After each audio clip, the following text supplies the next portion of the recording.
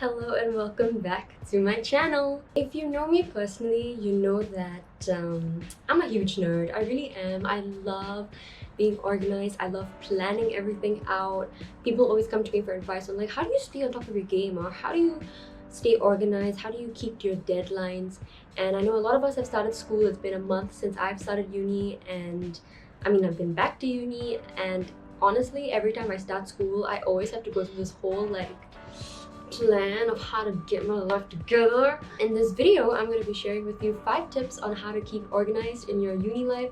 Obviously, it can be, applied to any sort of education or work life. My nerd side is really thriving in this video, and let's get into the video. To start off, I already have a notebook with all the points written because organized. So the first tip I have is to invest in a good planner. Now when you're buying, I feel like I can talk about this all day. When you're buying a planner, make sure it speaks to you. No, I'm kidding. Make sure that it benefits you. So for example, there are many different kinds of planners. Find something that you would really want to fill in. So for me, for specific, I always go for a typo planner, and I always like to have a theme with my planner.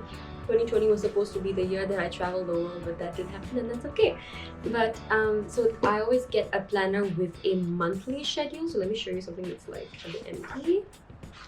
Let's show. Ooh, okay, everything is okay. Yeah. So a month. I like a monthly spread up because I like to see an overview of my month.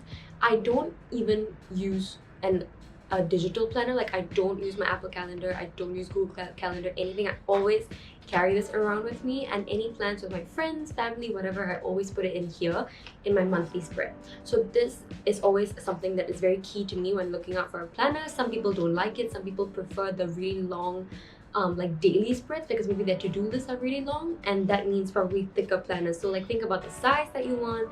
This is A5. There are many different kind of planners. If you don't want something that's so flashy, literally you can get it at Popular. So it's never too late to invest in a planner or bullet journal. I'm not the biggest fan of bullet journaling just because I can't draw, so it's never that aesthetic for me. So what I have in my planner, other than my monthly spreads, are my daily spreads, and they are just a mess, but it's fine because it's my planner. So what I like to do is I like to write out an entire list of things I need to complete in that day, and I will strike it out, literally just strike it out as ugly as it looks, just because to me it's very satisfying to strike things out whenever it's done. So, and with these to-do lists, I always like to make sure that I put in every single detail, from the smallest detail to the largest detail, or the smallest task to the largest task of what needs to be done.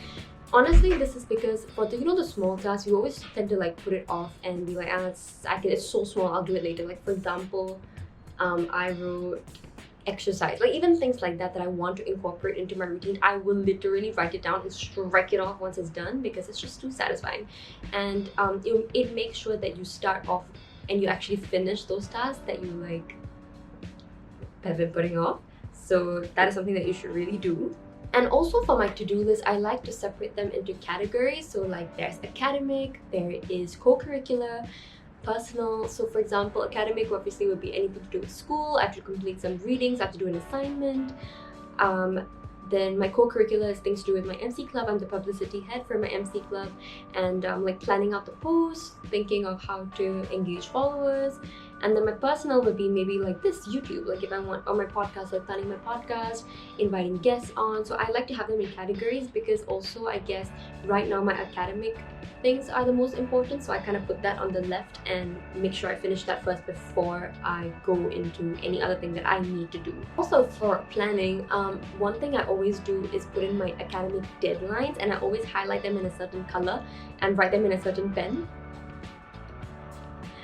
And that always helps me when I look at my monthly spread. I can see exactly how packed this month is academically, and it just gives me a good view of how to manage my time better. So for example, if I see I have 10 assignments in 1 month, I know I wouldn't take up as many MC gigs, and that brings into my next one, which is time management, which I'll talk about in a bit. Okay, the second tip I have for you, I'm sure you've heard it before, and it's simply time management. Don't overstretch yourself in university. Now I understand that university is a time to try out all these different clubs and make all these new friends and join a hall life and everything. And as long as you are able to balance everything, then by all means. But if you know yourself and if you know your bandwidth and you cannot do so many things, then don't. It's fine. It's fine if you have like one club and you're trying to balance your studies and you have time for yourself, time for your family, time for your friends. You know, you need to have some self-growth and thriving. Just make sure that you can manage your social life, your personal life, your school life, and you know, you'll stay on top of things if you can do that. Because just my point that I'm trying to say is don't, what am I trying to say? Like, just don't overload yourself when you know you can't. You know, don't take 3 to 5 CCs if you know that it's just not possible. So take something that you're really passionate in, and take something that you want to learn something or that you enjoy, that can just give you a breather from school. Don't not join any CCAs as well. Don't not join any clubs, because that will literally drive you crazy when it comes to school. Also, when it comes to time management, like when it comes to like academics, I know we're in like week 4, week 5 already, but I will say, don't think that your first few weeks are honeymoon period, because that is a mistake that a lot of people make, whether you're in JC, poly, uni. Always stay on top of the game. Never leave anything to the last minute. I know we're all procrastinators, but what I mean is, like, start early, be an open mugger. I think a lot of people are very shy to study, which doesn't make sense, but yeah, you know how they're like closet muggers? I call myself an open mugger. I'm literally sitting alone and studying in WikiMe, and I'm perfectly happy with that. And a lot of people are like, what are you doing? I'm like, studying. Girl, you gotta get those grades. So yeah, don't be afraid to study alone. Don't be afraid that people are gonna make fun of you because you're studying in the first week, because that's ridiculous. Just study, get your shit together, get your ish together, and just start work immediately. And you will realize that when you do that, you're less stressed in the next couple of weeks. Alright, the third tip is to have a routine and to stick to it. A routine usually comes in handy, obviously, when you have a fixed timetable and you know that okay, you'll be in school from hour X to hour Y. So usually what I do for my routines, not just for school, like I'll go to the gym in the morning. So like, for example, on Thursdays, I know I have an afternoon class, so I'll make sure I work out that morning itself, and then I'll get some work done, shower, and you know, head off to school and come back, rest, and at night I'll do some more work. So I know that like those days are my work days.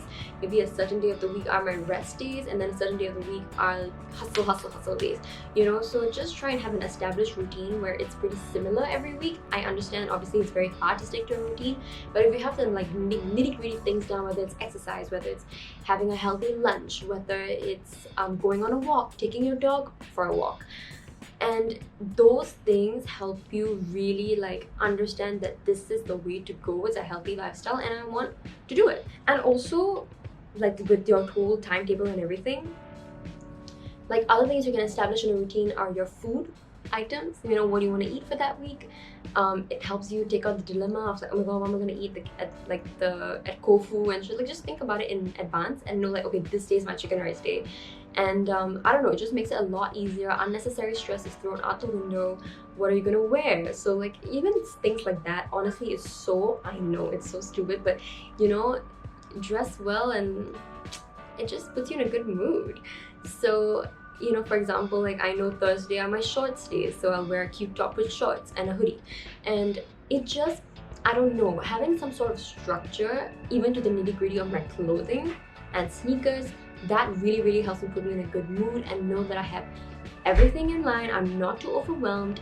And just also make sure that you're not packing too much in a day, and that's how you know that you'll be too exhausted or whatever. The fourth tip I have is for forming groups. Now I know in university, especially for communications, and poly as well, group forming is probably the most stressful thing of your school life, because everyone just knows everyone. And I'm just one of those people who just don't know anyone. And it's very hard to form groups because I don't have a big clique of friends that are like, okay, it's like we immediately group mates. So in forming groups, the best way I can tell you to do so is literally to put yourself out there. You cannot be worried about what people think of you. If you have like a cohort chat or something, just type in the chat, hey, I'm looking for a group. Anyone, you know, that needs a member, let me know. And just be open to making new friends, and don't be so picky with your group mates. Just, you know, take what you could get at some point. And yeah, I think the biggest thing is to really just put yourself out there. Don't be worried about what people might think, like, oh my gosh, she's so desperate. Dude, at uni level, if people are still thinking that way, that's their loss, not yours. You just be mature about it and just put yourself out there, get your coin, get your work, get your hustle. And honestly, if that doesn't work, talk to your profs. They're there for a reason. Tell them that you're having difficulty finding a group, they'll help you out. And if you're put together with a bunch of people that you don't know who are already friends, again, 7 seconds of courage. I always say this, just put yourself out there, talk, make an icebreaker, talk about something. And I think the best way, if let's say that you are joining a group that you don't know anyone and they're all really friends, show them that you're willing to put in the work, show them that you're willing to put in the effort, and like, you know, come up with deadlines and for the group. And I mean, don't be too pushy, but you know, show them that, okay, like I've done this, what do you guys think? Like, you have to somehow like put yourself in the situation. You have to ensure that if they're already friends, you're not in one corner while they are doing all the talking and you're just like, I don't know what's going on. You have to butt in. Last but not least is one of the simplest but the most important tool, I feel like, to keep organized and stay on top of your shit, is to have a clean workspace. I think this is the thing that I always do before I start any term, any semester, is to really clean out my workspace, make sure it's something that it's habitual. So for me, I cleaned out my entire desk in my previous video, I think, A Day in the Life of a Wannabe Influencer. I will link that down below. I got new stationery, I cleaned it, I cleaned my shelves, and every day when I work, I literally love working there because I have a candle lit, I have some plants, I have my stationery, I have my files, and everything is just where it needs to be. It's not cluttered, it's a nice white bright color, and that for me appeals. It's appealing for me to want to sit down and do work. And I know it sounds like, seriously, cleaning, that's your tip? Yes, it is, because it makes you want to work at a specific place. I mean, I know obviously different people work different ways, but this is how it works for me, and cleaning my workspace has really helped. Those are my 5 tips to stay organized, stay on top of your shit in college, in uni, whatever you're doing in life. Honestly, I think staying organized just starts from like now. I know it's very easy to procrastinate, but I think the easiest thing to start with is start with your like smallest task, the biggest task. Just write it down on a piece of paper. You don't need to get a freaking planner if you don't want to, but start writing it on a piece of paper and you'll realize how satisfying it is just to strike off your things. And I know university is daunting, trust me, I'm still in it, it is. But I really hope that you're having a good time in school. Listen to my podcast at Sesh with Sage. I talk a lot about school, going back to school, about your passions. So I hope you can maybe indulge me in a rude. I hope you can indulge me in a conversation as well if you'd like to talk about it. But yes, I really hope you enjoyed this video, and I will see you in my next one.